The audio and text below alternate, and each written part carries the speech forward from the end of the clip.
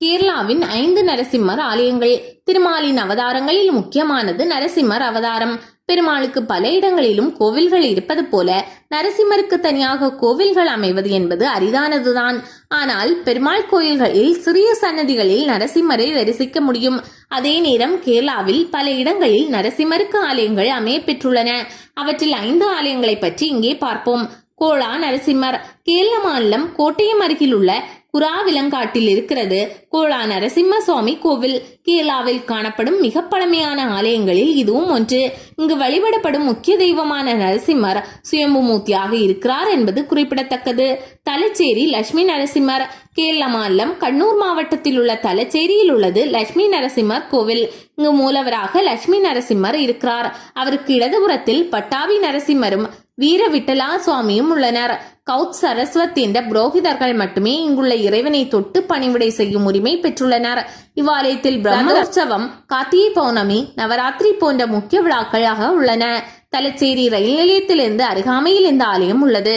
துறவூர் நரசிம்மர். கேரள மாநிலம் சேத்தலா நகரின் அருகில் உள்ள துறவூரில் நரசிம்மமூர்த்தி மற்றும் மகா சுதர்சனமூர்த்தி ஆகியோர் வீற்றிருக்கும் ஆலயம் இருக்கிறது.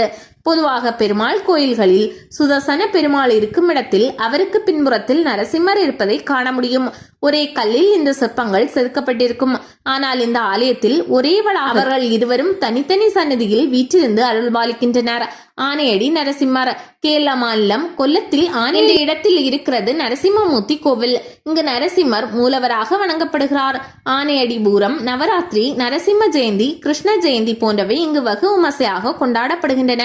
நூற்றுக்கணக்கான யானைகள் அணிவகுத்து நிற்கும் ஆனேடி பூரம் திருவிழாவானது பிரம்மாண்டத்தின் உச்சமாகும். மலப்பரம்பா நரசிம்மர். கேரள மாநிலம் மலப்புரத்தில் உள்ள மலப்பரம்பு என்ற இடத்திலும் ஒரு நரசிம்மர் கோவில் இருக்கிறது. இந்த நரசிம்மர் கோவிலில் ஆடை கட்டுப்பாடு கடைபிடிக்கப்படுகிறது. இந்த ஆலயம் சுமார் 4000 ஆண்டுகள் பழமையானது என்று சொல்கிறார்கள். பல்வேறு போர்கள், இயற்கை பேரிடர்களால் அழிந்த இந்த ஆலயம் தற்போது புனரமைக்கப்பட்டிருக்கிறது.